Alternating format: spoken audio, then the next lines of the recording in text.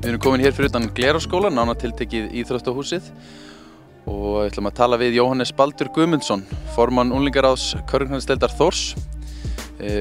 Undanfarið hefur borið á óánægju með aðbúnað íþróttahússins og gólfefni og við ætlum að heyra hvað hann hefur málið að segja.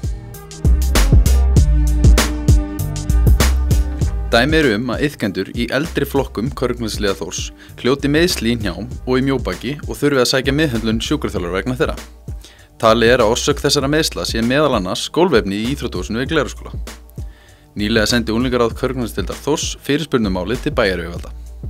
Þetta ekkert nýtt að gólfið sé eins og það og það hefur verið samskipti við Akureyrarbæ frá því, sennilega byrjaði fyrir 5-6 ára síðan þegar svona fór að aukast iðkendafjöldi í körfuboltanum.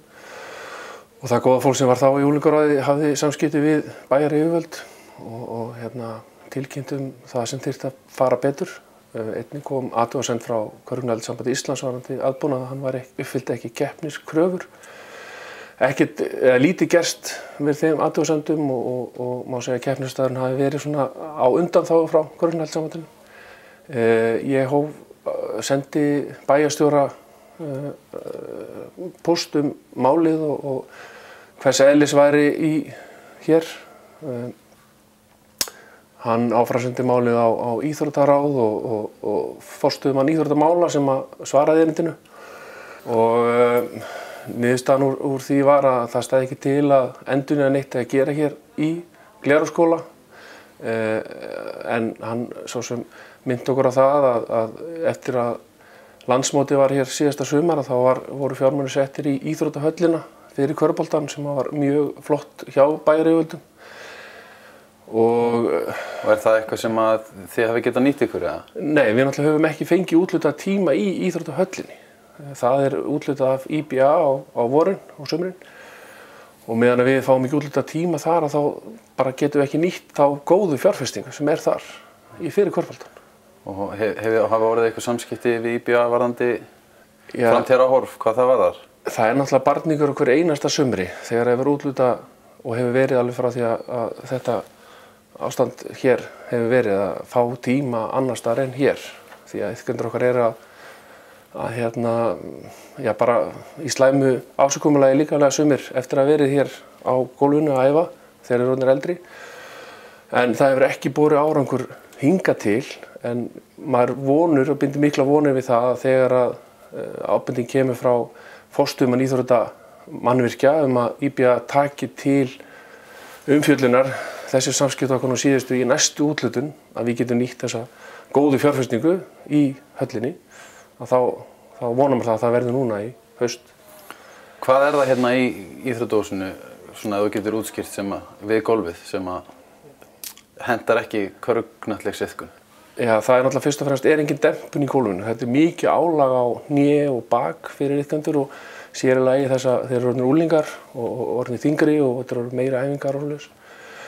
Og það bara svona fyrst og fremst síðan náttúrulega uppfyllir þessi salur ekki keppnisreglur KKÍ og sem eru settar af FIBA, alþjóðlegu samböndunum.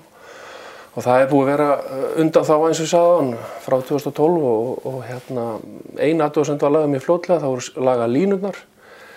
Fleira sem var sett að hefur ekki verið gert, skotklukka keypti unglingar sjálf fyrir Akureyrarbæ, greiddi og annað bara ennþá óleyst og undanþága. Eins og þú segir þá fenguð þið neitun að hér eitthvað breytt góla og þess háttar. Var ekkert nefnt svona í náinni framtíð? Engin byggingaráætlun til staðar eða svona framtíðaráætlun þar sem horft til þessara hluta?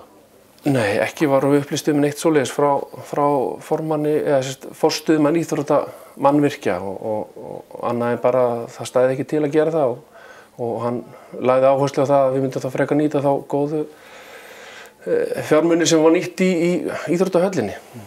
Hefur Körfuknattleikssambandið einhver tök á því? Geta þau stöðvað körfuknattleiksiðkun ef einhver frestur á þessu undanþágu eða? Já, það má alveg búast við því að það verði ekki framvegis veitt undanþága og þá erum við bara á slæmum stað fyrir mót og þess háttar hjá yngri flokkum Körfuknattleikssambandsins, hjá körfuboltanum á Akureyri. og þegar að körfuboltinn að stækka eins og hann að gera, iðkendum að fjölga og við erum að ná miklum árangri í öllum okkar flokkum og þá þetta bara, þarf þetta verið í lagi. Samkvæmt reglubreytingum sem tóku gildi árið 2011 hér á Íslandi eru nokkrir hlutir sem íþróttahúsið í Glerárskóla uppfyllir ekki. Sem dæmi má nefna að körfuspjöld þurfa að vera úr fíbergleri og hringirnir í þeim þurfa að hafa fjöðrun. Einnig þurfa körfur að vera lækkalegar í þá hæð sem myndi henta yngri iðkendum. Hafið þið ykkur fordæmi? Hafið þið skoðað önnur sveitarfélög? Hafið þið ykkur fordæmi fyrir svona breytingum?